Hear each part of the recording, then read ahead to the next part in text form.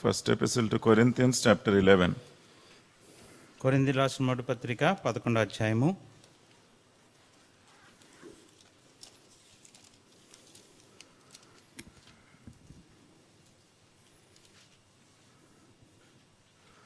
(23 to 31).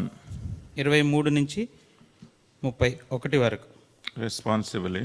మార్చి చదువుకుంటాం. For I have received of the Lord that which also I delivered unto you, that the Lord Jesus, the same night in which he was betrayed, took bread. దాన్ని విరిచి, ఇది మీ కొరకైన నా శరీరము, నన్ను జ్ఞాపకం చేసుకుంటకే దీన్ని చేయండి అని చెప్పాను. After the same manner also he took the cup, when he had supped, saying, This cup is the New Testament in my blood. This do ye, as ye drink it, in remembrance of me. మీరు ఈ రొట్టెను తిని పాత్రలోని త్రాగునప్పుడెల్లా ప్రభువు వచ్చే వరకు ఆయన మరణమును ప్రచురించుదురు. Wherefore whosoever shall eat this bread and drink this cup of the Lord unworthily shall be guilty of the body and blood of the Lord. కాబట్టి ప్రతి మనుషుడు తను తాను పరీక్షించుకొనవలెను, అలాగు చేసి ఆ రొట్టెను తిని పాత్రలోని త్రాగవలెను. For he that eateth and drinketh unworthily eateth and drinketh damnation to himself, not discerning the Lord's body. ఇందువలనే మీలో అనేకులు బలహీనులను రోగులనై ఉన్నారు, చాలా మంది నిద్రించుచున్నారు. For if we would judge ourselves, we should not be judged. One more verse from Acts of the Apostles, మరొక వచనం చదువుకుందాం. అపోస్తలుల కార్యములు chapter 26. 26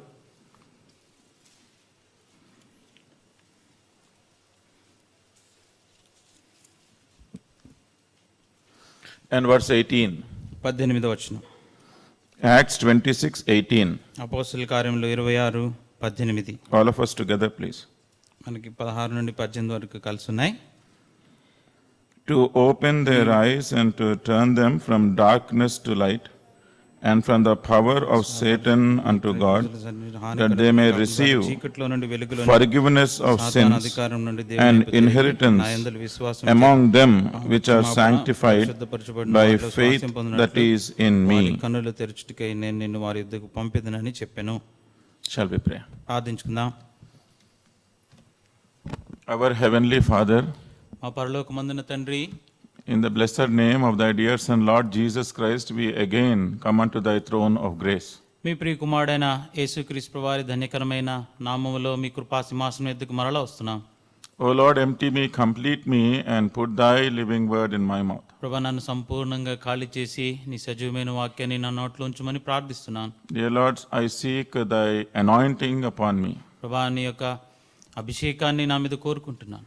Help me not to waste the time of thy precious children. ప్రభా, మీ ప్రశస్తమైన ప్రజల యొక్క సమయాన్ని వృధా చేయకుండానట్లు నాకు సహాయం చేయండి. At the same time, O Lord, give us an understanding mind and also a heart to show obedience unto thy word. ప్రభా, మీ యొక్క వాక్యానికి విధేయత చూపించే మనసును, అర్థం చేసుకునే మనసును అవలంబించే హృదయాన్ని మాకందరికీ అనుగ్రహించమని ప్రార్థిస్తున్నాం. According to the need of each one of us, may the Holy Spirit minister unto us. మాలో ప్రతి ఒక్కరి అక్కరను అనుసరించి పరిశుద్ధాత్ముడే పరిచర్యం జరిగించును గాక. May the Holy Spirit teach me what I have to say. ఏదైతే నేను బోధించాలో ప్రకటించాలో అది పరిశుద్ధాత్ముడే నాకు ప్రకటించును గాక. Binding the powers of darkness in the mighty name of Lord Jesus Christ. అంధకార సంబంధమైన క్రియలన్నింటినీ యేసుక్రీస్తు యొక్క శక్తిగల నామములో బంధిస్తూ, Giving all glory, honor and power unto thee, I offer this prayer with thanksgiving in Lord Jesus' precious name. సర్వ మహిమ ఘనత ప్రభావాలు నీకే ఆరోపిస్తూ మా ప్రభువును రక్షకుడైన యేసుక్రీస్తు ప్రశస్తమైన నామములో ఈ ప్రార్థన అడిగి వేడుకుంటున్నాము తండ్రి. Amen.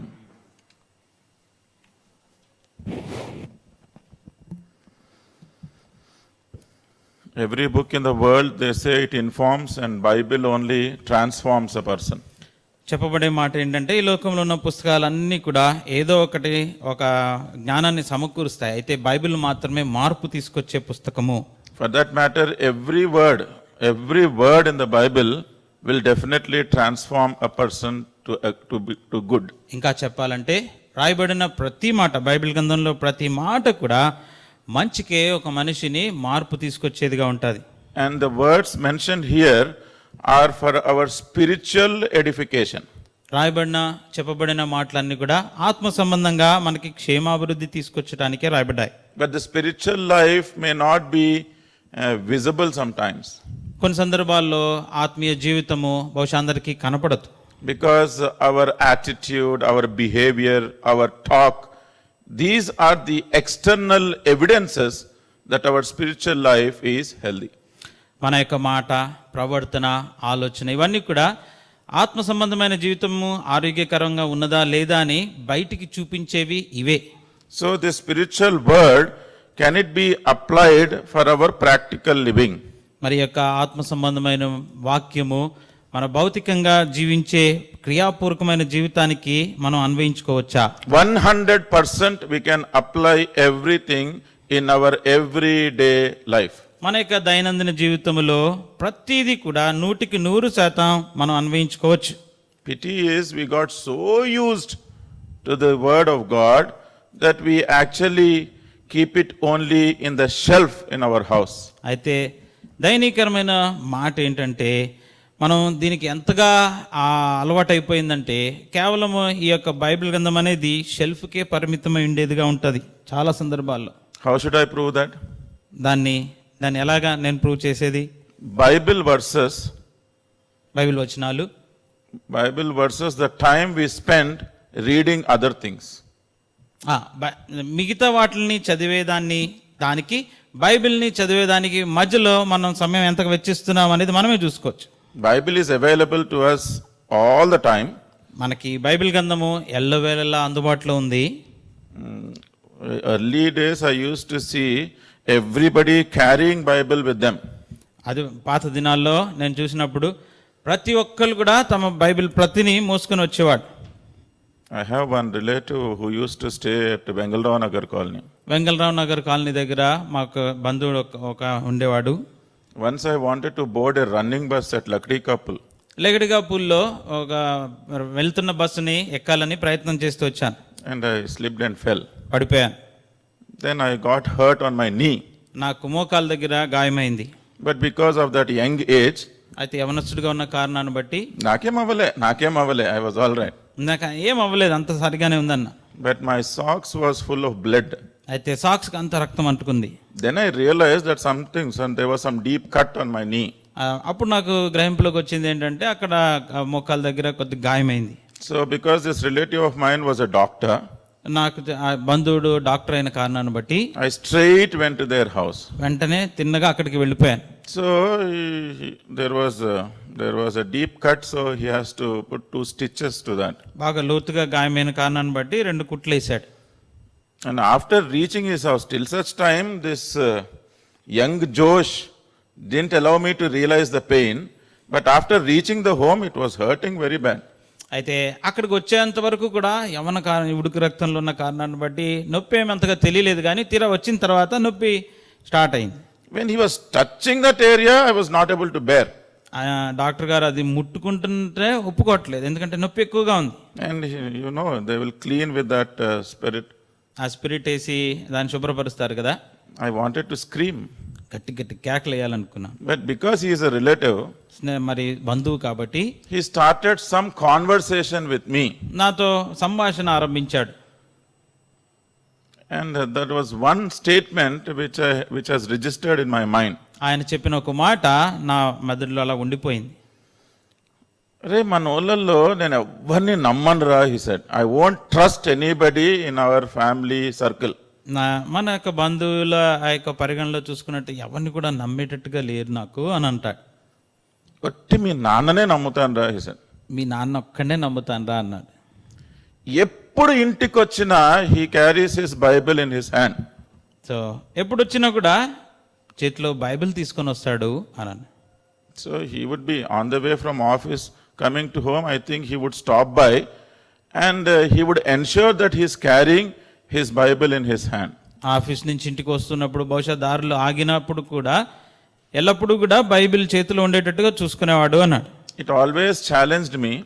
అది ఎప్పుడు కూడా నాకు సవాలుగా ఉంటూ వచ్చింది. But I failed to carry my Bible with me all the time. అయితే ఎడతెగక ఎల్లప్పుడూ నా బైబిల్ని నేను మోసుకుని వెళ్ళటం కొన్ని సందర్భాల్లో నేను తప్పిపోయాను. And these days, many in this generation do not carry their Bible with them. ప్రస్తుత కాలం అందున ఈ యొక్క జనరేషన్లో చూసినట్లయితే చాలా మంది బైబిల్ మోసుకుని వెళ్ళరు. But everybody carries their smartphone. అయితే ప్రతి ఒక్కరికి వాళ్ళ ఫోన్ అయితే ఉంటుంది. And the Bible can be installed in that smartphone. ఆ బైబిల్ గ్రంథాన్ని ఆ స్మార్ట్ ఫోన్లో ఉంచుకుంటారు. So when the Bible is available in your smartphone, Bible గ్రంథం స్మార్ట్ ఫోన్లోనే మీకు అందుబాటులో ఉన్నప్పుడు in a day, రోజులో how much time do you spend on the installed Bible application and how much time do you spend on the other networking applications? ఒక రోజులో ఏదైతే ఆ ఫోన్లో ఇన్స్టాల్ అయిందో ఆ బైబిల్ గ్రంథం మీద ఎంత సమయాన్ని వెచ్చిస్తావు, అదే రీతిగా మిగతా సోషల్ నెట్వర్కింగ్ అప్లికేషన్స్ మీద ఎంత సమయాన్ని వెచ్చించే వారంగా ఉంటున్నాం. Therefore, sometimes God will exhort so many things from here. అందును బట్టి దేవుడు అనేక సందర్భాల్లో ఇక్కడి నుంచి హెచ్చరిక పంపిస్తూ ఉంటాడు. The verse we read in Acts chapter 26, అపోస్తల కార్యములు 26లో మనం చదువుకున్నాం వచనము. this is a commission taken up by the apostle, what he has to do as a follower or an apostle of Lord Jesus Christ. యేసు క్రీస్తు ప్రభువారి యొక్క అపోస్తలుడుగా లేకపోతే ఆయన్ని వెంబడించే శిష్యుడిగా అపోస్తలుడైన పౌలుకి ఇయ్యబడిన ఒక పని ఒప్పందం. And at this time, I want you to take it for examination so that these words have to transform our lives. ఈ సందర్భానికి ఈ వచనాలన్నీ కూడా మనము హెచ్చరికగా తీసుకున్నట్లయితే మన యొక్క జీవితాన్ని అవి మార్పు తీసుకొచ్చేదిగా ఉంటాయి. And the transformation has to be evident in our everyday life. అంతేకాదు ఆ ఏదైతే మార్పు వస్తుందో ఆ మార్పు మన దైనందిన జీవితంలో అది సాక్షార్థంగా ఉండాలి. Because I understood this in English, only verse 18, there are certain things which can be the evidence of our salvation. ఇక్కడ 18వ వచనంలో చూసుకున్నట్లయితే మన రక్షణకి కొన్ని రుజువులుగా ఉండేవి ఇక్కడ కనబడుతున్నాయి. Now, salvation is a must to continue our relationship with God. దేవునితో సంబంధాన్ని బాంధవ్యాన్ని కలిగి ఉండాలంటే రక్షణ తప్పనిసరి. And what happens with salvation? రక్షణతోటి ఏం జరుగుతుంది మరి? What actually is our understanding of salvation? రక్షణ అంటే నిజంగా మనకి ఏమని అర్థమవుతుంది? And how should we keep on meditating of continuing in our salvation with fear and trembling? భయముతోనూ వణుకుతోనూ ఈ రక్షణను కొనసాగించుకోవడం అంటే అది మనం ఎలా చేయాలి? Luke's Gospel chapter 19 లూకాసు వార్త 19వ అధ్యాయము and verse 9. 9వ వచనం. Luke's Gospel chapter 19 Luka 19 and verse 9. 9. And Jesus said unto him, this day is salvation come to this house, for so much as he also is a son of Abraham. అందుకు యేసు లూకా 19:9 ఇతడును అబ్రహాము కుమారుడే, ఎందుకనగా నేడు ఈ ఇంటికి రక్షణ వచ్చి ఉన్నది. And here we notice that Lord Jesus Christ is mentioning about salvation. ఇక్కడ యేసుక్రీస్తు ప్రభువారు రక్షణను గూర్చి రక్షణ ఉద్దేశిస్తూ మాట్లాడుతున్నాడు. Then the other explanation after mentioning salvation is that he is also the son of Abraham. ఆ మాట చెప్పిన తర్వాత ఇంకో మాట చెప్తున్నాడు, ఇతడును అబ్రహాము కుమారుడే. In the worship message we were meditating on the relationship what Abraham enjoyed with God. ఆరాధన వర్తమానంలో అబ్రహాము దేవునితో ఎట్లాంటి సంబంధాన్ని కలిగి ఉండి అనుభవిస్తూ వచ్చినాడో దాని గురించి మనం ప్రస్తావించాం. So here this verse can be understood that salvation allows us to enjoy a relationship, a special relationship, a friend-like relationship with God. ఇక్కడ ఈ వచనాన్ని అనుసరించి మనకు అర్థమయ్యేది ఏంటంటే రక్షణ అనేది దేవునితో ఒక సంబంధాన్ని బాంధవ్యాన్ని కలిగి ఉండడానికి అది ప్రత్యేకమైనది. అంతేకాదు స్నేహితుని మాదిరిగా సంబంధాన్ని కలిగి ఉండేటువంటిది మనకు తీసుకొస్తుంది. To whom is he mentioning this? ఎవరి గురించి చెప్తున్నాడు? ఎవరి గురించి? The passage is about Zacchaeus. ఇది మనం చదువుకున్న వర్తమానం చూసుకున్నట్లయితే అది జక్కయ్య గురించిన మాట. Zacchaeus had no height, Jakkayya పొట్టివాడు, but he had some sight. అయితే కొద్ది చూపు అయితే ఉంది. ఎత్తు పొడుగరి కాదు కానీ చూపు అయితే ఉంది. Because in Sunday school stories he wanted to see Lord Jesus Christ and he climbed up on a tree And he saw Lord Jesus Christ, and Jesus Christ stopped there and asked him to come down so that he may have a little time of fellowship with him. Sunday school కథలు అనుసరించేసి జక్కయ్య పొట్టివాడైనప్పుడు యేసు ప్రభుని చూడాలని ఆశ కలిగి చెట్టెక్కాడు. చెట్టెక్కి యేసు ప్రభుని చూడాలని ఎదురు చూస్తున్నప్పుడు యేసు ప్రభు స్వయంగా అక్కడికి వచ్చి ఆగి జక్కయ్యని దిగుమని చెప్పి పిలిచి ఆయనతో కొంత సమయాన్ని గడపాలని ఆయన వ్యక్తపరిచాడు. He had sight that he can see with his eyes. కళ్ళతో చూచినట్లుగా చూపు ఉన్నది ఆయనకి. But good sight doesn't guarantee a spiritual vision to a person. దాని అర్థము ఒక మంచి కంటి చూపు ఉన్నంత మాత్రాన ఆత్మ సంబంధంగా ఆ యొక్క దూరదృష్టి కలిగి ఉంటాడని ఆ యొక్క గ్యారెంటీ లేదు. In brief, let me mention that Zacchaeus, he was blinded spiritually. మరి క్లుప్తంగా చెప్పాలంటే ఆత్మీయంగా జక్కయ్యని చూసినట్లయితే గుడ్డివాడుగా ఉన్నాడు. Now come to Acts chapter 26. ఇప్పుడు అపోస్తల కార్యములు 26కి రండి. I am mentioning 5 things in verse 18. 18వ వచనంలో ఉన్న 5 విషయాలు. Open their eyes, వారి కన్నులు తెరచుటకై, to turn them from darkness to light, వారు చీకటిలో నుండి వెలుగులోనికి, and from the power of Satan unto God. సాతాను అధికారము నుండి దేవుని వైపునకు. మనకు మధ్యలో ఉన్నాయి చూడండి. They may receive forgiveness of sins, వారు పాప క్షమాపణ పొందినట్లు, an inheritance among them which are sanctified by faith. పరిశుద్ధపరచబడిన వారిలో స్వాస్థ్యము పొందినట్లు. I am repeating. మరొకసారి. First, open their eyes. మొట్టమొదటిగా వారి కన్నులు తెరవబడటానికి. Secondly, truth, to turn from darkness to light. రెండవదిగా చీకట్లో నుండి వెలుగులోకి రావటానికి. Thirdly, from the power of Satan unto God. సాతాను అధికారం నుండి దేవుని వైపు తిరగటానికి. And fourthly, forgiveness of sins. నాలుగవదిగా పాప క్షమాపణ పొందినట్లు. And fifthly, inheritance among them which are sanctified by faith. పరిశుద్ధపరచబడిన వారిలో స్వాస్థ్యము పొందినట్లు. This is a work of transformation. ఇది మార్పు చెందుట అన్న దాంట్లో పని. And Paul is with this commission to preach about these things that should be experienced in an individual. ఒక వ్యక్తిగతంగా ఒక వ్యక్తి జీవితంలో ఇవన్నీ అనుభవపూర్వకంగా ఎరగడానికి తెలుసుకోవడానికి పౌలు ఆదేశించబడిన వాడై సువార్త ప్రకటించడానికి నిర్ణయించబడ్డాడు. Zacchaeus, we can understand a person before salvation and after salvation. జక్కయ్యని చూసినట్లయితే రక్షణకు ముందు ఆ తర్వాత ఎలాగుంటాడో వ్యక్తిని మనం అర్థం చేసుకోవచ్చు. So here we also have people without salvation and with salvation. ఇక్కడ కూడా ఉన్న ప్రజల్లో కొంతమంది రక్షణ కలిగి ఉన్నారు, కొంతమంది రక్షణ లేని వారుగా ఉన్నారు. Those who do not have salvation, ఎవరికైతే రక్షణ అనుభవం లేదో, you need to understand that your eyes have to be opened. జ్ఞాపకం పెట్టుకోవాల్సిన విషయం ఏంటంటే మొట్టమొదటిగా కన్నులు తెరవబడాలి. From darkness you have to turn to light.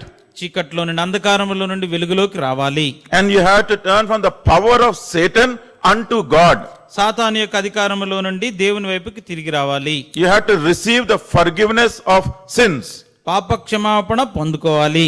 And then it is the inheritance among the sanctified with faith, among them who are sanctified with faith. ఆ తర్వాత స్వాస్థ్యము, ఎవరైతే విశ్వాసము చేత పరిశుద్ధులుగా ఉండడానికి పిలువబడినారో అట్లాంటి వారి మధ్య స్వాస్థ్యం దొరుకుతుంది. Those who do not have experience of salvation, ఎవరికైతే ఈ రక్షణ అనుభవం లేదో, so you need to know and realize that you are spiritually blind.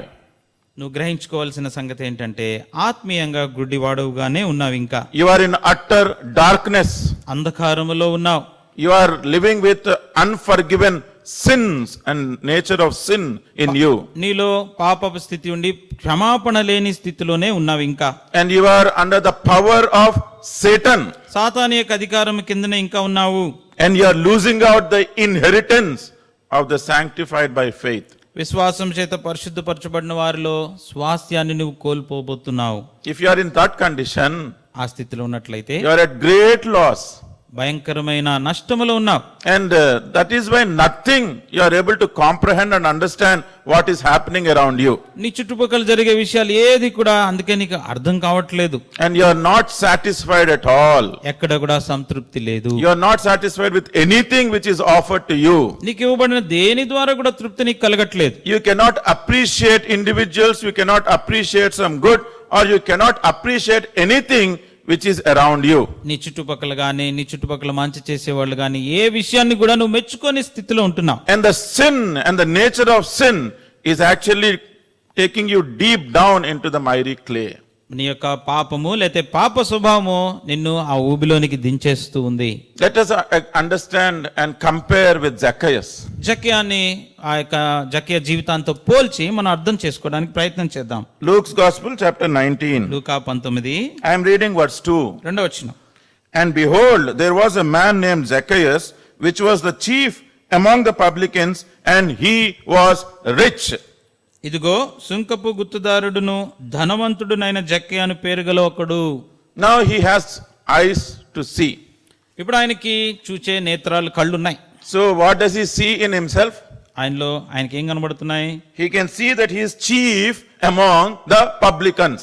ఆయన సుంకపు గుత్తుదారులో ప్రధానుడిగా ఆయన కనబడుతున్నాడు. With his eyesight, తనకున్న ఆ కనుదృష్టితోటి he is able to see that he is the chief among the publicans. ఆ సుంకపు గుత్తుదారుల్లో ప్రధానుడిగా ఆయన కనబడుతున్నాడు. And also he can see himself to be a rich person. It is mentioned that he was rich. అంతేకాదు రాయబడినట్లుగా తనకున్న దృష్టితోటి చూసేది ఏంటంటే ఆయన ధనవంతుడు. So what he is able to see with his eyesight is that he is a chief among publican and that he is a rich man.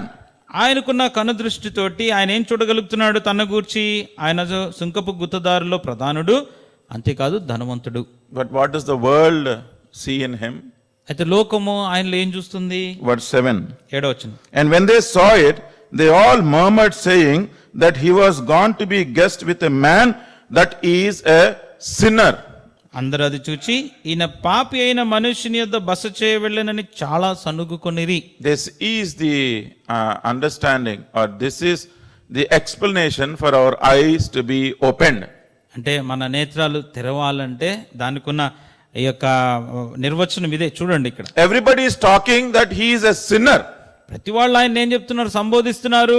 ఆయన పాపి అని చెప్తున్నారు. But he actually is a chief among publicans and he is a rich man. అయితే ఆయన పక్షంగా చూస్తే ఆయన సుంకపు గుత్తదారులో ప్రధానుడు, ధనవంతుడు. You and I also may be in such condition. నీవు నేను కూడా అదే స్థితిలో ఉండవచ్చు. And when we see ourselves మళ్ళీ మనం చూసుకుంటే with our naked eyes, మనకున్న నేత్రాలతో, with this eyesight, మనకున్న కనుదృష్టితో I cannot find anything which is wrong in me. నాలో ఏ చెడ్డది కూడా నాకు కనబడదు. But the word of God recorded అయితే రాయబడిన వాక్యం ఏం చెప్తుంది? that he was a sinner. ఆయన పాపి. In the sight of God, దేవుని దృష్టిలో actually if I can examine myself with the spiritual eyes, ఒకవేళ ఆత్మీయ నేత్రాలతో నేను పరీక్ష చేసుకుంటే probably I am also a sinner still. నేను కూడా ఇంకా పాపిగానే కనబడొచ్చు. I have to understand that my eyes need to be open. నేను గ్రహించుకోవాల్సిన సంగతి ఏంటంటే నా నేత్రాలు తెరవబడాలి. Are our eyes open? మనకు నేత్రాలు కళ్ళు తెరవబడ్డాయా? Are my eyes open? Let me examine myself and let you examine yourselves. లేకపోతే నా నేత్రాలు తెరవబడ్డాయా, మీ నేత్రాలు తెరవబడ్డాయా పరీక్ష చేసుకుందాం. Long time ago I attended a training program.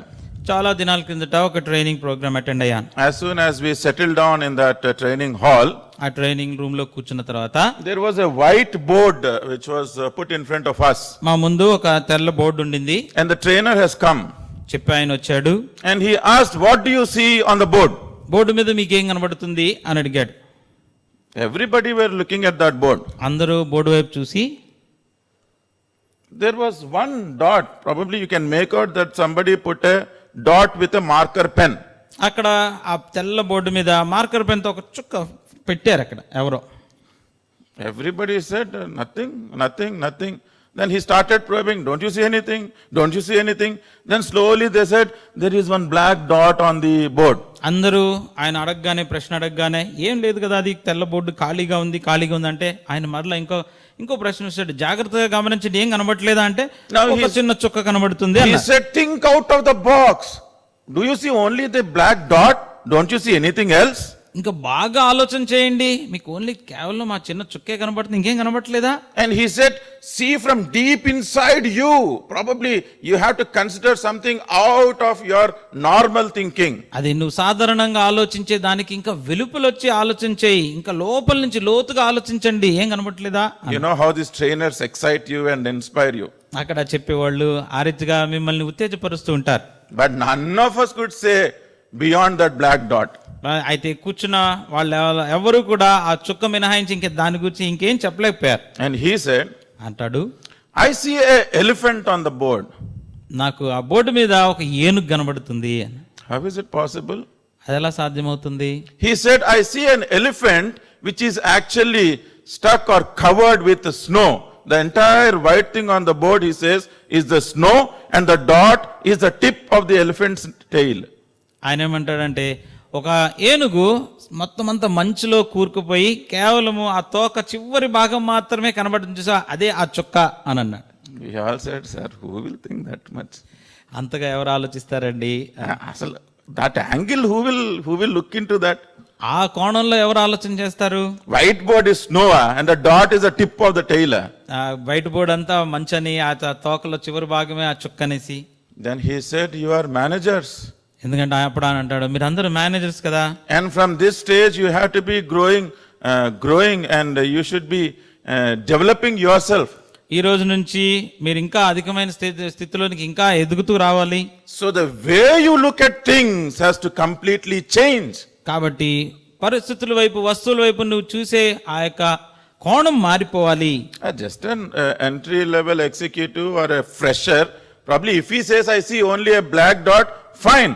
But when you grow in your stature or in your status or in your designation, he says your thought process and your thinking, everything has to change. అప్పుడు ఆయన అంటాడు, సర్వసాధారణంగా ఇప్పుడే మరి తాజాగా ఉద్యోగంలో join అవుతున్నవాడు వచ్చి అది ఒక చుక్క కనబడుతుంది అని అంటే అది ఓకే అనుకోవచ్చు, కానీ అయితే మీరు ఆ స్థితిలోనికి ఎదిగిన తర్వాత కూడా మీ యొక్క కోణము, ఆలోచించే విధానము, చూసే విధానం అంతా మారిపోవాలి అని అన్నాడు. In every area of your work, he said you have to look with deeper eyes. He was mentioning only deep eyesight. ఆయన ఏమంటాడు, మీరు పనిచేసే ప్రతి పనిలో కూడా లోతుగా చూసే విధానాన్ని మీరు అవలంబించుకోవాలి అంటాడు. That day it was like TK, we will try. See, he is selling something. ఆయన ఏదో చెప్తున్నాడులే, మనం వినాలి కదా అన్నట్టుగా ఆ దినాన్ని అయిపోయింది. But after that, అయితే తర్వాత it made an impact. అది ఒక ప్రభావాన్ని చూపింది. We started looking at every report. I have to find the elephant covered in the snow. ప్రతి రిపోర్ట్లో కూడా ఇక్కడ దాక్కున్న ఏనుగుని కనుక్కోవాలి. It is not just a dot to find, but we have to find out the elephant hiding under the snow. అదేదో కనబడే చుక్క కాదు, అయితే ఏనుగులో దాక్కున్న, మంచులో దాక్కున్న ఏనుగును నేను ఇప్పుడు కనుక్కోవాలి అన్న కోణం మారింది. So any person who submits a report or gives some data, ఏ వ్యక్తి అయినా ఆ రిపోర్ట్ కానీ డేటా పంపించినప్పుడు అప్పటి వరకు very good, thank you, very good, you have prepared very good report. అప్పటిదాకా చాలా మంచి రిపోర్ట్ తయారు చేశారు, థ్యాంక్ యూ, వందనాలు అని చెప్పిన తర్వాత, బట్ ఆఫ్టర్ దిస్ ట్రైనింగ్, ఈ ట్రైనింగ్ అయిన తర్వాత we used to find so many faults in every report. ప్రతి రిపోర్ట్లో కూడా అనేకమైన తప్పులు, ఒడిదుడుకులన్నీ కనుక్కుంటూ వచ్చేవాడు. Why do I say this?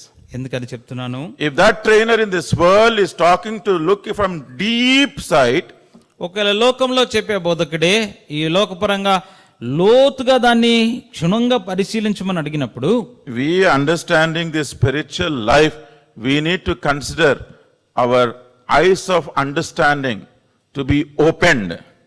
మనకు కూడా ఆత్మీయ జీవితంలో ఆత్మీయ నేత్రాలు లేకపోతే జ్ఞాన నేత్రాలు తెరవబడేటట్లుగా మనం చూసుకోవాలి. From childhood I have been reading the Bible. చిన్నప్పటి నుండి బైబిల్ చదువుకుంటూనే వచ్చాను. I could see only the dots. నాకు అప్పటిదాకా ఓన్లీ చుక్కలే కనబడుతూ వచ్చాయి. But when I started enjoying the relationship with God, అయితే దేవునితో ఆ సంబంధాన్ని నేను అనుభవిస్తూ వచ్చినప్పుడు, the same eyes, అదే నేత్రాలు, but they were open. అయితే తెరవబడిన నేత్రాలు కలిగి. See, in English there is one word which says eye opener. ఆ ఇంగ్లీష్లో ఒక మాట ఉంటుంది, అదంటే కళ్ళు తెరిచేటట్టు చేసేది. Some incident probably you would be unaware of certain thing, but after seeing that, amma this is an eye opener to me, now I know ఎంత careful I should be. అప్పుడు దాకా దాని గురించి అంతగా పట్టించుకొని ఆ యొక్క విషయమే కావచ్చు, అది ఒకసారి నువ్వు గమనించిన తర్వాత అబ్బో ఇక్కడ నుండి చాలా జాగ్రత్తగా ఉండాలి, నా కళ్ళు తెరుచుకున్నాయి అని అంటాం. Every known verse also will be an eye opener for us. ఆ తర్వాత తెలిసినదే కావచ్చు ఆ వచనం, According to the situation and according to the challenges that we are facing every day, అయితే దైనందిన జీవితంలో నీవు ఎదుర్కొంటున్న సవాళ్లు పరిస్థితులను అనుసరించి, if I have the experience of knowing Lord Jesus Christ and looking unto Lord Jesus Christ, యేసుక్రీస్తు ప్రభువాన్ని ఎరుగుట లేదా ఆయన వైపు చూచే అనుభవాన్ని నేను కలిగి ఉంటే, Zacchaeus climbed up the tree to see Lord Jesus Christ, జక్కయ్య అయితే యేసు ప్రభువాన్ని చూడటానికి చెట్టెక్కాడు, but I am asked to spend my time in fellowship with Lord Jesus Christ every day. అయితే నేనైతే ప్రతి దినము కూడా యేసుక్రీస్తు వారితో సంబంధాన్ని కలిగి ఉండటానికి సహవాసంలో ఉండాలని కోరబడుతున్నాను. Till such time Zacchaeus considered whatever he was amassing as wealth unto himself to be nonsense for him in his life. అయితే ఆ సమయం వచ్చేసరికి ఏదైతే అది వరకు తన జీవితంలో అది డబ్బు ధనం అని కూర్చుకుంటూ వచ్చినాడో ఆ తర్వాత అది అర్ధరహితంగా అయిపోయింది. His eyes were opened. నేత్రాలు తెరవబడ్డాయి. And what he could understand after talking or seeing Lord Jesus Christ, there was a deep conviction and he confessed and he was a totally changed person. అయితే యేసుక్రీస్తు ప్రభువాన్ని చూసిన తర్వాత ఆయనతో మాట్లాడి సంభాషణ జరిగిన తర్వాత ఆయన పరిపూర్ణంగా మారిపోయిన వ్యక్తిగా అయిపోయినాడు. తన యందు పాప క్షమాపణ కలిగిన వ్యక్తిగా అయిపోయినాడు. For those who have salvation experience, ఎవరైతే రక్షణ అనుభవాన్ని కలిగి ఉన్నారో, we have to consider this as a commission that from today I would actually look into every word to be an eye opener for me, to correct myself, to improve myself, to transform myself and to become in the likeness of Christ himself. ఇది మనం ఒక పిలుపుగా తీసుకోవాలా. మనకి తెలిసిన చదివిన ప్రతి వచనము కూడా యేసుక్రీస్తు ప్రభువారిలాగా మార్పు చెందటానికి, నన్ను సరిదిద్దటానికి, హెచ్చరిక చేయడానికి వచ్చి నాకు ఇవ్వబడిన మాట అని నేత్రాలు తెరవబడిన వారమై చూడగలగాలి. John chapter 3 and verse 3. యోహాను సువార్త 3:3. John chapter 3 and verse 3. యోహాను 3:3.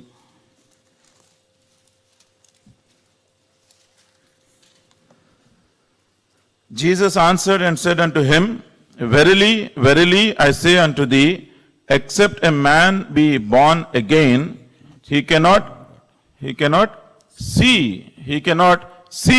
the kingdom of God. అందుకు యేసు అతనితో, ఒకడు క్రొత్తగా జన్మించితేనే కాని అతడు దేవుని రాజ్యమును చూడలేడని నీతో నిశ్చయముగా చెప్పుచున్నానెను. When we are taking part in the Lord's table, ప్రభు యొక్క బలలో మనం పాల్పొందుతున్నప్పుడు can we testify that, yes, in my life, I'm able to see the kingdom of God in my home, in my family, in my relationships? Can we testify before we worthily take part in the Lord's table? యోగమైన రీతిలో బలలో పాల్పొందక మునుపు సాక్ష్యం ఇవ్వగలుగుతాం. ఇలాగూ ఏమని, నేను నిజంగా నేను దేవుని రాజ్యాన్ని చూస్తున్నాను, నా యొక్క కుటుంబ జీవితంలో కానీ నేను కలిగి ఉన్న సంబంధ బాంధవ్యాల్లో కానీ నేను దేవుని రాజ్యాన్ని చూడగలుగుతున్నాను సాక్ష్యం ఇవ్వగలుగుతామా? We heard somebody mentioning here in the Bible study that heaven or kingdom of God probably we did not see with our naked eye, but the presence of God in our midst is the kingdom of God and it is heaven unto us. Bible పట్టణంలో మనం ఇదివరకు ఒకరు చెప్తాం వింటూ వచ్చినాం. బహుశా పరలోక రాజ్యాన్ని మన నేత్రాలతో మనం చూడలేకపోవచ్చు, కానీ దేవుని యొక్క సన్నిధి మన మధ్యలో ఇక్కడ నివాసం చేస్తున్నప్పుడు అక్కడే పరలోక రాజ్యాన్ని మనం చూడగలుగుతామని చెప్పి. Are our eyes open? మన నేత్రాలు తెరవబడ్డాయా? Do we see at things and matters with our spiritual eyes? ఆత్మ సంబంధమైన నేత్రాలతో విషయాల్ని మనం చూడగలుగుతున్నామా? What should happen if we are able to see with spiritual eyes? ఆత్మీయ నేత్రాలతో గనక మనం చూడగలిగితే ఏం జరుగుతుంది? Ephesians chapter 4 ఎఫెసీయులకు రాసిన పత్రిక 4 and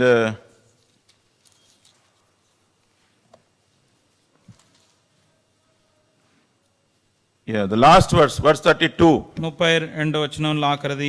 Because the other things which you read above are the qualities which we commit when we are blinded spiritually. పైన రాయబడిన సంగతులన్నీ ఎలా ఉంటాయంటే, ఆత్మీయంగా మనం గుడ్డివారిగా ఉంటే గనక ఎలాంటి లక్షణాలు కలిగి ఉంటాము అన్న విషయాల గురించి ప్రస్తావిస్తాడు. Ephesians 4:32. ఎఫెసీ 4:32లో, And be ye kind one to another, tender hearted, forgiving one another, even as God for Christ's sake hath forgiven you. ఒకని ఎడల ఒకడు దయగలిగి కరుణా హృదయులై క్రీస్తునందు దేవుడు మిమ్మల్ని క్షమించిన ప్రకారము మీరును ఒకరినొకరు క్షమించుడి. And if we are able to have our eyes, spiritual eyes open, then the transformation that we can consider is we have a we will be kind, we will be tender hearted, and we will be forgiving one another. ఒకవేళ ఆత్మీయ నేత్రాలు కలిగిన వారమై మార్పు చెందిన వ్యక్తులుగా మనం ఉన్నట్లయితే ఈ లక్షణాలు మనకు కనుగొంటాం. మొట్టమొదటగా దయ కలిగి ఉంటాం, కరుణా హృదయాలై ఉంటాం, తర్వాత ఒకరినొకరు క్షమించుకుంటూ ఉంటాం. But if you consider that physically I am healthy, లేదా భౌతికంగా నేను చాలా ఆరోగ్యంగా ఉన్నానని, I can see everything, I am able to understand and also analyze with my sight. నాకున్న నేత్రాల కనుదృష్టితోటి ఏవైతే విషయాలు ఉన్నాయో అవన్నీ కూడా నేను జాగ్రత్తగా అన్వయించుకుని అర్థం చేసుకోగలుగుతాను And అనుకుంటే, if you are not realizing that you are spiritually blind, ఆత్మీయంగా గుడ్డివాడను అని నువ్వు అనుకోకుండా what happens in your life? అలా అనుకున్నట్లయితే ఏం జరుగుతుంది జీవితంలో? What are those things that can be found in you? నీలో కనుగొనబడే విషయాలు ఏముంటాయి? Colossians chapter 3 కొలసీలు రాసిన పత్రిక 3 and verse 5. 5వ వచనం. I am reading the second portion. Fornication, uncleanness, inordinate affection, evil concupiscence, and covetousness, which is idolatry. రెండు భాగంలో ఉన్నాయి. కొలసి 3:5 రెండో భాగం. జారత్వమును, అపవిత్రతను, కామాతురతను, దురాశను, విగ్రహారాధన అయిన ధనాపేక్ష. You will be justifying with your eyesight because you are blinded spiritually. These are the things which will be bothering you day in and day out. ఆత్మీయంగా గుడివాడుగా ఉన్న కారణాన్ని బట్టి నీ దినదినములో కూడా ఈ విషయాలన్నీ కూడా నీకు ఎంతో చింతన తీసుకొచ్చేదిగా ఉంటాయి. Okay, I am physically also all right, and you may also boast about your mental intellectual. భౌతికంగా బానే ఉన్నాను, అంతేకాకుండా మానసికంగా కూడా చాలా చక్కగా ఉన్నాను అనుకోవచ్చు. But spiritually blind again. ఇంకా ఆత్మీయంగా గుడివాడుగానే ఉన్నాం. You are saying that mentally you are a very intellectual person. మరి చాలా మానసికంగా కూడా నేను చాలా జ్ఞానిని అనుకోవచ్చు. Sometimes you also come across people and we say, చాలా తెలివైనోడు ఈయన. కొన్ని సందర్భాల్లో కొంతమంది వ్యక్తులు చాలా తెలివైన వారుగా కనబడతారు. But they are spiritually blinded. అయితే ఆత్మీయంగా ఇంకా గుడ్డివారుగానే ఉన్నారని. What are the feelings which generate in their mind? వారి మనసులో ఎలాంటి భావోద్రేకాలు కలిగిన వారుగా ఉంటారు? Verse 8, Colossians 3:8. కొలస్సీ 3:8. Anger, wrath, malice, blasphemy, filthy communication out of your mouth. And verse 9 also, lying. 3వ అధ్యాయం 8వ వచనం కొలస్సీ. ఇప్పుడైతే మీరు కోపము, ఆగ్రహము, దుష్టత్వము, దూషణ, నోట బూతులు, 9వ వచనంలో అబద్ధము. Are we able to understand that if we are spiritually blinded, we actually falling prey to all these qualities in our life? మరి ఆత్మీయంగా గుడ్డివారుగా ఉన్నట్లయితే ఈ ఏవైతే ఆత్మీయ జీవితంలో మన జీవితాల్లో ఈ విషయాలన్నిటికీ కూడా మనం లోకువైపోతూ ఉంటాం. Intellectual, very qualified, he knows everything, every information in the current world. బాగా చదువుకున్నవాడు, జ్ఞాని, తెలివైన వాడు, లోకంలో ఉన్న పరిస్థితులు అన్ని కూడా ఆయనకి తెలుసు అన్నటువంటి వ్యక్తి కూడా. But total failure in anger management. అయితే కోపం గుర్చిన విషయంలో తప్పిపోయిన వాడుగా ఉంటాడు. Totally failing about malice. ఆగ్రహము, దుష్టత్వం అందులో కూడా తప్పిపోయిన వాడుగా ఉంటాడు. And totally failure because his communication is filthy communication, backbiting, talking hours together on phone, and we don't know what we will be talking, what we will be attributing without proof, without evidence. Probably we are cooking up stories. This is all filthy communication. You are an intellect, no doubt, but spiritually blinded, and you are living in that life. అంతేకాదు, తను ఇతరులతో కలిగి ఉండే సంభాషణ కూడా చూస్తే అది బూతులతో కూడినటువంటిది, లేకపోతే ఒకళ్ళ వెనకాల మాట్లాడేటువంటిది, లేకపోతే కథలు చెప్పేటువంటిది, గంటలు తరబడి మాట్లాడేటువంటిది, సరైన సాక్ష్యాలతో లేకుండా ఓన్లీ కట్టుకథలతో కూడిన మాటలుగా ఉంటుంది. ఒకవేళ నువ్వు తెలివైన వాడు కావచ్చు, ఆత్మీయంగా గుడ్డివాడు అయితే నీ జీవితం ఈ పరిస్థితుల్లోనే ఉంటుంది. I am a social person. నేను సాంఘిక జీవిని. I always love to mingle with people and I love people with sense of humor. చాలా సందర్భాల్లో నేను ఎక్కువగా ప్రజలతో కలివిడిగా ఉండడానికి ప్రయత్నం చేస్తూ ఉంటాను. Everywhere, anywhere, wherever I am with a group of people, probably I will be the person who will be talking more. ఒకవేళ ఒక గుంపుతో ఒకవేళ నేను మీరు ఉన్నట్లు కనబడినట్లయితే వారి మధ్యలో నేనే ఎక్కువగా మాట్లాడేవాడిగా కనబడతాను. Sometimes I overhear a comment, "Arey, every subject, A subject అయినా కానీ he is able to talk." అప్పుడు నాకు పొరపాటున వినబడేది ఏంటంటే ఏ చెప్పినా కూడా ఆయన మాట్లాడుతూ ఉంటాడు అని వినబడుతూ ఉంటుంది. But after realizing this, అయితే ఈ విషయాన్ని గమనించిన తర్వాత I have stopped talking. మాట్లాడటం మానేశాను. I have minimized my talking. లేదా మాట్లాడటాన్ని బాగా తగ్గించేసుకున్నాను. Even in my office with my colleagues, my conversation is always examining with a spiritual eyesight, with an opened eyesight. I want to examine whatever I want to talk. I am minimizing everything. Even in the community or in my other network contacts, everywhere I have minimized my talking. I don't talk. I don't chat on WhatsApp. I'm not active on Facebook. I have minimized, and I started talking more and more with God. ఎప్పుడైతే ఈ విషయాన్ని గమనించుకుంటూ వచ్చినానో ఆ తర్వాత నుంచి ఆఫీస్లో ఉన్న వాళ్ళతో మాట్లాడటం కానీ చుట్టుపక్కల ఉన్న వాళ్ళతో కనుక సంభాషించవలసిన పరిస్థితి వచ్చినప్పుడు కూడా అన్ని విషయాల్లో కూడా మాట్లాడడం అనేది తగ్గించేసుకుంటూ వచ్చినాను. అది సోషల్ నెట్వర్క్లో కానీ వాట్సాప్లో కానీ ఫేస్బుక్లో కానీ వీటన్నిటిలో కూడా అన్ని సంభాషణలన్నీ తగ్గించుకొని ఆత్మీయ నేత్రాలు తెరవబడిన వాడినాయి. అంతేకాదు మాట్లాడే ప్రతీది కూడా జాగ్రత్తగా ఆలోచించుకుంటూ దాన్ని తగ్గించేసి దేవునితో ఎక్కువగా మాట్లాడటం పెంచుకున్నాను. I used to boast about my physical appearance. నా భౌతికపరమైన వేషధాన్ని గురించి నేను ఎంతగానో గర్విస్తూ ఉండేవాడిని. Now God made me round and round. దేవుడు నన్ను ఇప్పుడు గుండ్రంగా చేశాడు. I used to boast or take pride about my own intellect. నా తెలివిని నా యొక్క జ్ఞానాన్ని గురించి నేను ఎంతో గర్వపడుతూ ఉండేవాడిని. Because my close colleagues, always they used to end a conversation saying, "Yeedtho pettukolemu, yeedtho maatladalemo." Then I used to be feeling very puffed up and very pride about such statements. ఎప్పుడు కూడా వేరే వాళ్ళు నాతో గురించి మాట్లాడుతున్న వచ్చినప్పుడు ఆఖరికి ముగించేసేవారు, వీడితో పెట్టుకుంటే మనం ఓడిపోతామని చెప్పి ఆ మాటలు వినపడగానే నన్ను ఎంతగానో ఉత్తేజపరిచేదిగా ఉండేవి. But now, where are you, Martin? Why are you not talking? My colleagues call me Martin. So where are you, Martin? Why are you not chatting? Why are you not active on this? Why are you not active on that social? Because my eyes are opened now. I consider to enjoy what I had to receive from God Himself, which is making me so happy to satisfy myself with the Word of God. అయితే ఇప్పుడు అదే పరిస్థితిలో ఇప్పుడు చూసినట్లయితే వాళ్ళే phone చేసి ఎక్కడున్నావు, అసలు కనబడట్లేదు, మాట్లాడట్లేదు, వాట్సాప్లో లేవు, ఇందులో లేవు అని అడుగుతూ ఉంటారు. అయితే నేను దేవునితో పాటు దేవుని దగ్గర సంబంధాన్ని కలిగి ఉండి ఆయనతో పాటు నా నేత్రాలు తెరవబడిన కారణాన్ని బట్టి ఆయనతో సమయాన్ని ఎక్కువ గడుపుతూ ఉండి ఆయన దగ్గర నుంచి పొందే విషయాల్లోనే ఎక్కువ ఆసక్తి కలిగి ఉన్నాను. Are your eyes open? మీ నేత్రాలు తెరవబడ్డాయా? Are our eyes open? లేదా మన నేత్రాలు తెరుచుకున్నాయా లేదా? Are we able to confess before the Lord, "Lord, by mistake, by wrongdoing, I have amassed everything. Now I will give 4 times what I have acquired," like how Zacchaeus has declared. ఏ రీతిగా జక్కయ్య చెప్పగలుగుతూ వచ్చినాడో అలాగ మనం చెప్పగలుగుతామా? ప్రభా, పొరపాటున నాకు తెలియకుండా నేను ఎంతో సమకూర్చుకుంటూ అన్యాయంగా సమకూర్చుకుంటూ వచ్చాను, ఇప్పుడైతే 4 ఇంతలు మరలా తిరిగి చెల్లించేస్తాను.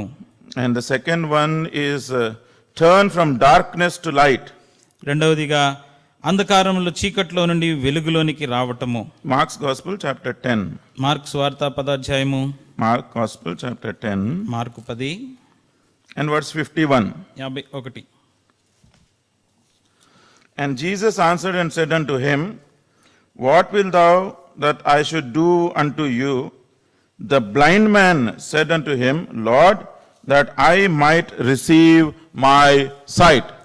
మార్కు 10:51. యేసు, నేను నీకేమి చేయగోర్చున్నావని వాడిని అడుగ్గా ఆ గుడ్డివాడు, బోధకుడా, నాకు దృష్టి కలుగజేయమని ఆయనతో అనెను. Sometimes I get thrilled with the sequence in English Bible.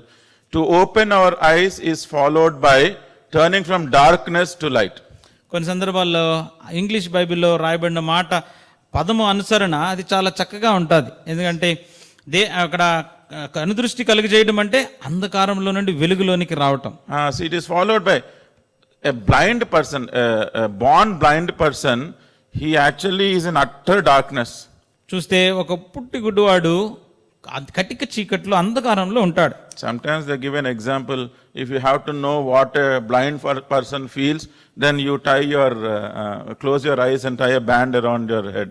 అర్థం చేసుకోవాలంటే గుడ్డివాడు ఎలాగో దాన్ని ఊహించుకుంటూ ఉంటాడని చెప్పాలంటే మీరు కళ్ళు మూసుకొని మీరు ఒక పట్టి కట్టేసుకోండి కళ్ళకి, అప్పుడు మీకు అర్థమవుతుంది అంటారు. But here if you tie a band around my eyes, నాకు నేత్రాలకి ఏదన్నా గుడ్డ కట్టేస్తే I already know this hall. నాకు ఇదివరకే ఈ ఇల్లంతా ఈ యొక్క గది అంతా తెలుసు. 3 steps I can step down and I can slowly walk to the end of the hall and I can take left turn and then go down.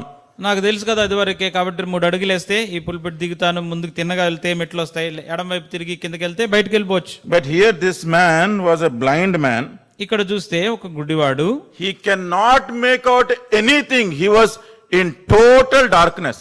ఆయనకి ఏది కూడా గుర్తించలేని స్థితిలో కటిక చీకట్లో అంధకారంలో ఉన్నాడు. Everything he has to depend on somebody. ప్రతి దానికి వేరే వాళ్ళ మీద ఆధారపడాలి. For everything and anything he has to depend on somebody. ప్రతి దాని గురించి వేరే వాళ్ళ మీద ఆధారపడాల్సిన వ్యక్తి. In other words, he was in a helpless condition. నిస్సహాయ స్థితిలో ఉన్నట్టు లెక్క. Probably once some people help him or guide him, ఒకవేళ అప్పుడప్పుడు ప్రజలు సహాయం చేస్తుండొచ్చు. then he will pick up, okay, he will know and register in his mind whatever he has been guided to. ఒకసారి అలాగ నడిపించబడిన తర్వాత ఓకే ఇక్కడ ఏమేమి ఉంటది ఏదేది ఉంటదని ఆయన మనసులో పెట్టుకుంటూ ఉంటాడు. But if you take him and leave him in a new place, అయితే తీసుకెళ్లి కొత్త ప్రదేశంలో వదిలిపెట్టారనుకోండి, then again it is total darkness. మరలా అంధకారమే. But here Lord Jesus Christ has asked him. అయితే ఇక్కడ యేసు ప్రభువారు ఆయన ఒక ప్రశ్న వేశాడు. What did we read? What will thou that I should do unto thee? నేను నీకేమి చేయగోరుచున్నావు? The blind man said unto him, Lord, that I might receive my sight. అప్పుడు గుడ్డివాడు అంటాడు, ప్రభువా నాకు దృష్టి కలుగ చేయము. So once we receive this sight, ఈ యొక్క దృష్టి వచ్చిన తర్వాత then we realize actually what is our position in Christ. అప్పుడు మనకు అర్థమవుతుంది యేసు క్రీస్తు ప్రభులో మన స్థితి ఎట్లా ఉండింది. Probably you are considering yourself to be very small and low. బహుశా నిన్ను నీవు చాలా చిన్నవాడుగా తక్కువవాడుగా చూసుకుంటున్నావేమో. But in 1 Peter chapter 2 and verse 9, అయితే పేతురు రాసిన పత్రిక మొదటి పత్రిక 2:9లో the last line says, చివరి భాగం అంటుంది, praises of him who hath called you out of darkness into his marvelous light. చీకట్లో నుండి ఆశ్చర్యకరమైన తన వెలుగులోనికి. Once you come into this light, there are praises to be offered. ఒక్కసారి ఈ వెలుగులోనికి వచ్చిన తర్వాత స్తుతే వస్తుంది. Because you are told that you are a chosen generation, a royal priesthood, a holy nation, a peculiar people. ఎందుకంటే మిమ్మల్ని గురించి చెప్పండి మాటలు ఏంటంటే దేవుని సొత్తైన ప్రజలు, రాజులైన యాజక సమూహము, ఏర్పరచబడిన వంశము, పరిశుద్ధ జనాంగము. So turn from darkness to light. అంధకారములో నుండి వెలుగులోనికి, చీకట్లో నుండి వెలుగులోనికి తిరగాలి. Don't try for this thing and that thing to have some identity, to be visible or struggle with identity crisis. No, not all these things. Your identity is you are a chosen generation, a royal priesthood, a holy nation and a peculiar people, and that you can understand only with your spiritual eyes open. కాబట్టి నీకేదో గుర్తింపు రావడానికి అక్కడిక్కడ తిరగడానికి ప్రయత్నం చేయక్కర్లేదు. ఎందుకంటే క్రీస్తు ప్రభువులో ఉన్న నీకు గుర్తింపు నీకు ప్రశస్తమైనదిగా ఉంది. ఎందుకని దేవుని సొత్తైన ప్రజలని, ఏర్పరచబడిన వంశమని, రాజులైన యాజక సమూహం అని, పరిశుద్ధ జనాంగం అని నీకు గుర్తింపు ఉన్నది. And the third one is from power of Satan unto God. తర్వాత మూడవది సాతాను యొక్క అధికారం నుండి దేవుని వైపునకు తిరగటాన్ని. It is not from Satan to God. సాతాను నుంచి దేవునికి కాదు. What is mentioned here is the power of Satan. సాతాను యొక్క అధికారము నుండి. Once we heard from here that Satan is mighty, but God is almighty. ఇక్కడ నుంచే మనకి అదివరకే చెప్పారు. బహుశా సాతాను బలవంతుడు కావచ్చు, అయితే దేవుడు సర్వశక్తిమంతుడు. But therefore we cannot underestimate the power of Satan. కాబట్టి సాతానుకున్న ఆ యొక్క అధికారం లేదా శక్తిని మనం తక్కువ అంచనా వేయకూడదు. Satan also opens your eyes. సాతాను కూడా నీ కళ్ళు తెరుస్తాడు. అప్పుడు Where did he open the eyes? ఎక్కడ తెరిచాడు? Genesis chapter 3. ఆదికాండం 3వ అధ్యాయము. Genesis chapter 3. ఆదికాండము 3. And Satan also opened the eyes. In the first few verses you notice. మొదటి వచనాల్లో నీకు అర్థమవుతుంది అక్కడ. Fifth verse. 5వ వచనం. For God hath known that in the day ye eat thereof, then your eyes shall be opened, and you shall be as gods, knowing good and evil. ఏలైనగా మీరు వాటిని తినుదినమున మీ కన్నులు తెరవబడిననియు మీరు మంచి చెడ్డలను ఎరిగిన వారే దేవతల వలె ఉందిరనియు దేవునికి తెలియను అని స్త్రీతో చెప్పగా, With their normal eyesight, they did not find any fault in that statement by Satan. ఏదైతే సాతానుడు చెప్తూ వచ్చినాడో ఆ విషయాలన్నిట్లో వాళ్ళ సాధారణమైన నేత్రాలతో చూసినప్పుడు ఏ తప్పు అక్కడేం కనబడలేదు వాళ్ళకి. Therefore, they fell, or they have committed that sin. అందును బట్టి పడిపోయారు, పాపం చేశారు. And their eyes were open, but it was unto their destruction. అయితే వాళ్ళిద్దరి కన్నులు తెరవబడ్డాయి, అయితే నాశనానికి అవి. So Satan will open our eyes for the attractions of this world. ఈ లోకపు ఆకర్షణ వైపుగా సాతానుడు మన నేత్రాలు తెరుస్తాడు. It shows everything very appeasing, and that you have to possess it by hook or crook. ఏదో ఒక రీతిగా దాన్ని నేను సంపాదించుకోవాలన్నట్లుగా కనబడేటట్లు చేస్తాడు. But that is not the spiritual opening of our eyes. అయితే అది ఆత్మీయ నేత్రాలు తెరవబడటం అయితే కాదు. Satan with his power always wants to tempt us. సాతాను తనకున్న శక్తిని అనుసరించి ఏదో ఒక రీతిగా మనల్ని ఆ రీతిగా మోసం చేయడానికి ప్రయత్నం చేస్తూనే ఉంటాడు, శోధిస్తూనే ఉంటాడు. He even tempted Lord Jesus Christ. యేసు ప్రభువారిని కూడా శోధించినాడు.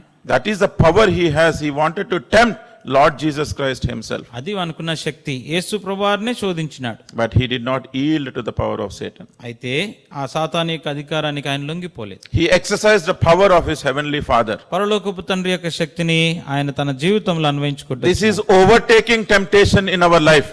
ఇది మన జీవితాల్లో శోధనని జయించటం అంటే. When we are partaking in the Lord's table, ప్రభు యొక్క బలిలో మనం పాలు పొందినప్పుడు did you yield to the power of Satan, or did you overcome the temptation that you faced last week? మరి గడిచిన వారంలో సాతాను యొక్క అధికారానికి లొంగిపోయినావా, లేకపోతే సాతాను పెట్టిన శోధనని అధిగమించేసి జయించినావా? Did you ever ask God to give him the power to overtake temptation that you face? ఏదైతే శోధనని నువ్వు ఎదుర్కొంటూ వస్తున్నావో దాన్ని అధిగమించి జయించడానికి దేవుని శక్తిని అనుగ్రహించమని ప్రభుని అడిగినావా? If you ask God, then you will be victorious. ఒకవేళ దేవుని అడగగలిగితే నీవు జయశాలిగా ఉంటావు. Otherwise, you will only justify the matters and try to satisfy yourself. లేకపోతే ఏదో రీతిగా సంధి చేసుకొని నిన్ను నీవు సమర్థించేసుకునేవాడుగా ఉంటావు. Luke chapter 22. లూకా సువార్త 22. Luke chapter 22. లూకా 22.